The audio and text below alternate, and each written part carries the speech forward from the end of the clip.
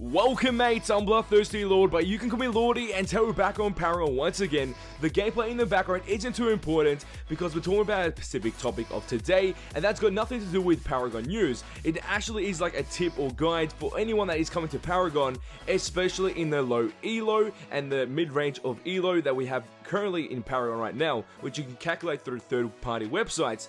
And that little tip or idea is map awareness and vision is key to victory, and there's many reasons why, and we're going to talk about that within this video, and what you can do as a player to help your team gain those type of elements and skills in order to win your games easier than expected. Your win rate will be going through the roof, guarantee that. But before we get into this video, make sure you hit that like button and subscribe button to keep up to date with all the greatest and latest Paragon gaming content and Paragon gaming news, and always expect it here first. So without further ado, let's get straight into this. So whenever I play Paragon, if you've ever seen my first look gameplays or gameplays in general on my channel, I always stress the element of map awareness and also vision, because if you have those two things in a game and you have those skills when playing any game, especially a MOBA, your win rate will be flying through the roof. And I bet you guys are thinking, how is that possible? If you have those certain skills, you end up winning games due to the fact that you're able to punish enemies for doing something wrong, because they committed into a certain gank. You pretty much walk away from that, they lose XP, and you're still gaining XP because 3 people in that one lane, you gain more XP in that lane. And there's some interesting things here and there. I can explain so many things, but I don't want to go too much in depth about that because it's not really crazy to understand. But once the enemy team tries to go for something, you have the vision or the map awareness that you need to understand where they're going to come from.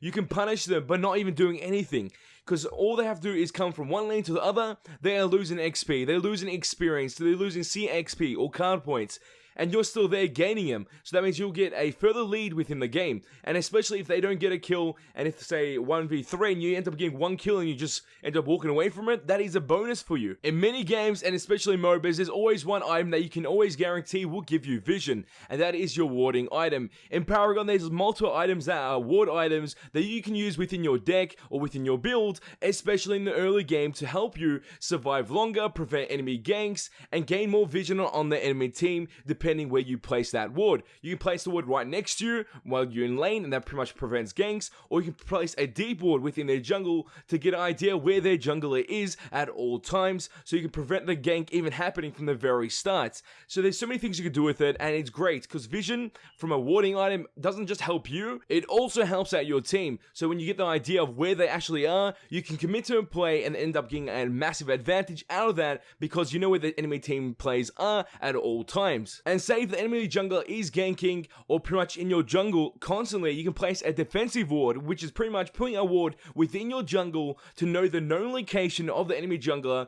because if he's trying to do the blue buff and it's your blue buff and you want that, you can just call 3 of your friends to come from the left lane and the mid lane and the jungler himself to come and gank on him, or pretty much flank from every area to that blue buff position and just wreck him, because he will have no clue that there's a ward there, because most junglers, when they go counter jungling, they don't ward the place around to double check. So that's a good way of getting a free kill and also getting your blue buff back within the early game, mid game, even late game. So there's like 3 types of warding that you can do, which are deep wards, defensive wards, and just warding around the map just to get some idea of where they are. And that's what I do in majority of my games, or when I try to, if I'm not going for some type of crazy build, I always have a warding card in my actual deck, in my build, because it helps out the team so much and helps me out so much. But you can also ward the, say, or prime, which is a team objective, or the prime guard. You need that to get that in order to win the game quicker sometimes, and especially within these patches, all prime's health is pretty low, so enemy team can pretty much clear that within a couple, not even a couple of minutes, maybe in 30 seconds, and that's around when they're level 10. So you have to make sure you ward that objective at all times, especially if you're a support, because supports always have warding items guaranteed, so your job is always trying to ward that one objective, so you have constant vision on that no matter what, in case the enemy teams tries to go for that, because if they are doing that, you can contest that and end up winning that fight and also getting that all prime buff for free. free. And who wouldn't want that? So with placing a simple ward, you gain vision, you're able to punish the enemy team and commit plays even more, but also this does assist you in map awareness. Map awareness is pretty much looking at your map every 5 seconds. That's how I see it. So every time I